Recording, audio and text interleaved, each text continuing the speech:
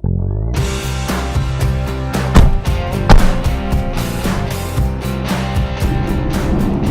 poop. Hello world, welcome to another edition of Road Games with the Bloody Jug Band. For the Bloody Jug Band, I am Cragmire. I'm DeathRay. And I'm Stormy Jean. Road games, games that we play on the road while going to gigs traveling this great nation of ours. So. Stormy, as the resident game master, what game are we playing today? Today we are playing a game of Overrated, Underrated. Okay, Overrated, Underrated. Haven't played that in a while. And our subject is the 27 Club. 27 Club. Like, is that the Breakfast Club? What is that? 27 Club is the, I guess, rock stars that all have met their demise at 27. Famous rock stars, groundbreaking artists. Okay, overrated, underrated. Do we have a list? Do you have a list of the members of the club? All dead. All dead. This will be impressive. All dead. Yes, we have Jimi Hendrix, Janis Joplin, Okay. Jim Morrison, Okay. Kurt Cobain, Okay. Amy Winehouse, Okay. and Brian Jones. Brian Jones of the Rolling Stones. Stones. Rolling Yeah. Stones. So this could be. Is it better to burn out than fade away, or is it better? I think to that's have the. is that the I think that that's the kind of. Okay, I'm gonna go first then. Okay. Because I can't say that I'm a huge fan of any of them. I mean, like, none of those people that were named are on my top 5. anything. Yeah, anything. Top 5 people that died at 27. Yeah. I think that I'm familiar with all of their work, so I'm not naive to who they are. I just don't know if any of them make my top 5 musical artists of all time. So I think that none of them had as great of an impact. I would say the whole 27 Club is overrated. Because I think that they didn't give you enough. Like, I think that they are given more accolades for dying.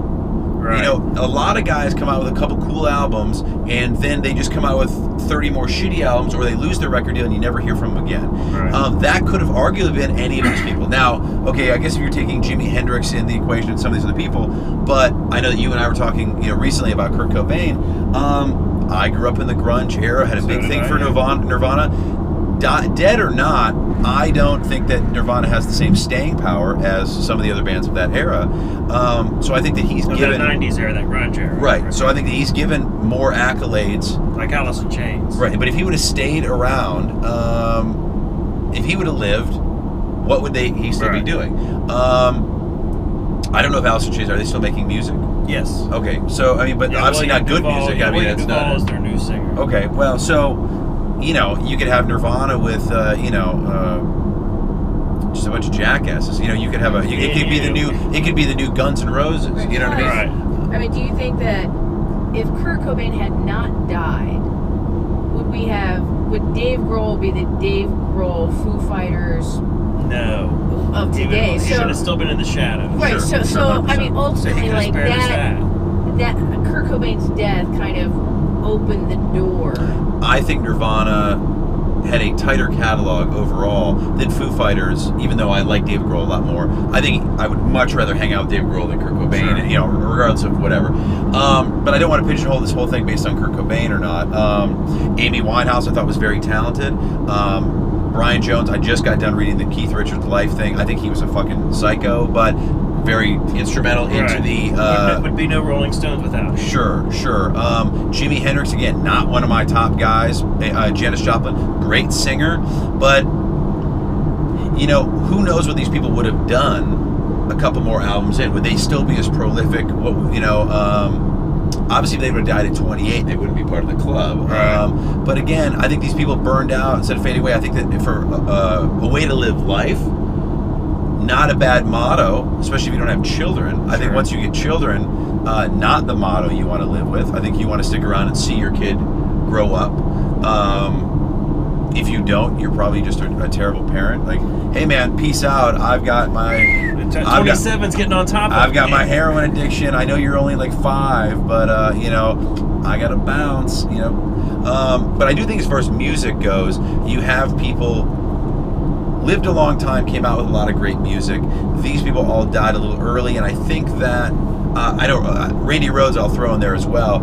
I don't think he died at 27 because he's not part of the club, but everybody talks about what a great guitar player Randy Rhoads is. Right. Would we think that if he was still around, and we really, I think we give people that die early way too much accolades because we create all these assumptions. You've told me many Doors stories. Jim Morrison, again, like the Doors, not my favorite band in the world, but to watch them all turn into Elvis and to do whatever, I don't know. I just think that they're given an unfair due because we were only given a glimpse of how they came about. So I'm going to say, unless you can convince me otherwise, I'm going to say Overrated. Still awesome, every one of them. Still paramount in the history of rock and roll. Oh, sure. But there's a lot of other artists out there doing a lot of badass stuff that probably didn't get as much credit. They outshined, by their death, they probably outshined a lot of other artists that we never got to see, so we can only speculate. So, what do you think? I think the concept is not overrated to go out on top. I think that's one of the things, like, Jim Morrison called him, he was becoming a fat old drunk Irishman toward the end of the album, still very wildly creative and probably could have wrote great books of poetry and worked on movies, but he was not the success symbol of '67 with Light My Fire, and I think Jimi Hendrix. You're saying by the time he got to 27, he got to the top, and I think that aspect, I think he would have ruined any credibility. They would have been just a passing fad if he would have lived. But not that. I think that they've been glamorized since the making of the movie with Oliver Stone. Sure. But I think that there's something to going out on top. I was not a big Amy Winehouse fan. She was the least impactful to me. But can you fact check something for me, Stormy? Sure. Will you see how old John Belushi was when he died? That's good. Because I think that I think he was 27 as well. Yeah. But that when somebody that went out on top of their career didn't eat themselves to death, didn't die on the toilet trying to pound one out So, so if Eddie Murphy would have died, at the end of the 80s, instead of making, all those shitty, Clump movies or, Dr. Dolittle movies. Yeah, the Disney movies. Yeah, if he would have kept, Coming to America, Trading, Places, Beverly Hills Cop, 48 Hours, and then died, Yeah, I would probably, love Eddie Murphy a lot more. I would have never lived to see Pluto Nash get made. Right. And and to shit on it. So do you think most of these people died on top? I mean, Hendrix, other people. But even Hendrix, was he as strong? Woodstock Hendrix, would they have kept it up? I don't think so. I think there's lots of obscure references, but I think people hit their primes at different time. If I would have died at 27, I don't think I'd have written some of the best material that I've written. I would not be the guitar player that I am at my current age. I just learned so much over the last years that has bettered me. I think, and you look at a lot of the artists on that list that were from the 60s, that it was a completely different time, a completely different style of maturity with the Vietnam War and the current culture of America and the ever-changing culture. And Janis Joplin had Big Brother and the Holding Company and 2 solo albums. The Doors had 5 albums. Hendrix, I think you can compile 6 out of everything that he released. Kurt Cobain had 5 albums. Okay. Together we've had 5 albums. What if we went out now? We would not have said everything we wanted to say, and they left this massive history behind. Well, and to think about, and also I think they're giving their unfair due because a lot of amazing people die every day. Right. And all kinds of babies are dying. People die at 21. People die at 27. We are just lumping these in for sake of the the argument. Stormy, what was the fact check? Belushi died in 1982. He was 33. Okay, so he was 33. But you think, put it in this perspective, after film career, after doing a lot of things in my life, started the Bloody Jug Band at 28. Sure. So wouldn't have even done that. There's a whole other thing. They could have become painters, and that's what I think that we just assumed they would have been doing music their whole lives. But maybe they would have said, I've done my thing. And Morrison said he went to France to retire. He literally was going to take a different avenue of his life. I heard that Kurt Cobain was not interested in music anymore. What would Janis Joplin? Especially, let's just say, wouldn't have gotten all screwed up and died. Settled down and had a family, had a child, how would that have affected her career, and how would she have, Would she still be doing it? Would they be, you know, maybe to that point, you know, it's tough because if they would have been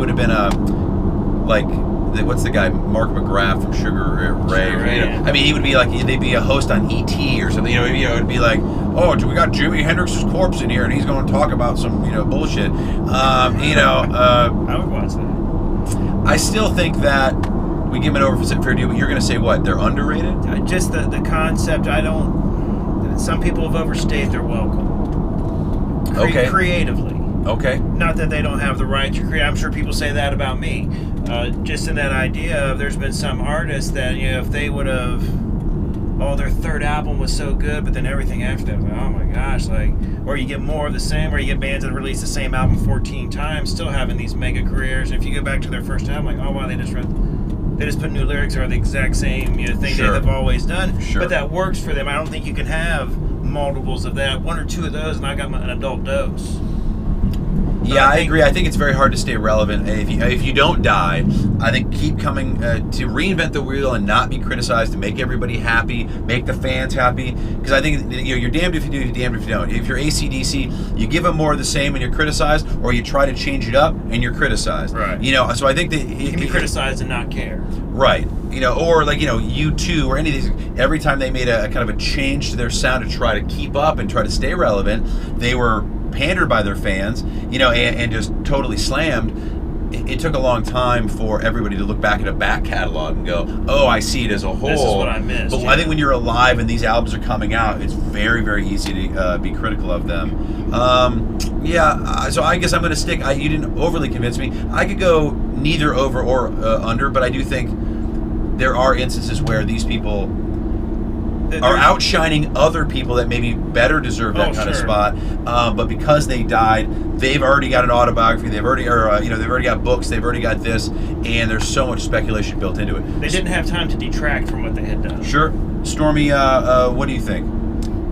I don't know. I don't know if I agree with the whole 27 Club, the idea or need to categorize and glamorize, you know, these celebrities because of their unfortunate addictions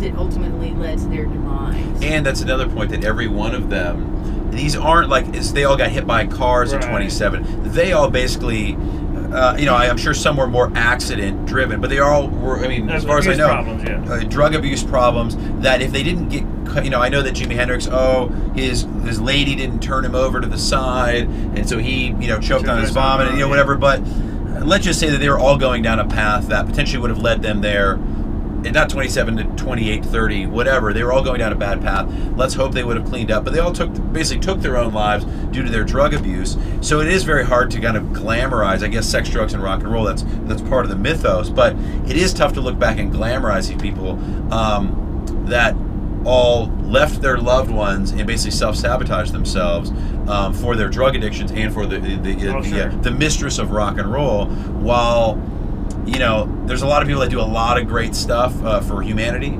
and unsung heroes every day. And again, and a lot of people die every day. We give them an awful lot of accolades, where, you know, teachers die every day, and they're probably the coolest teachers in the world and help a lot of people. And nobody ever knows, you know, and firefighters and, you know, whatever else. So, but you know, we're not dead. No, I'm right here. Stormy, how you doing? You alive?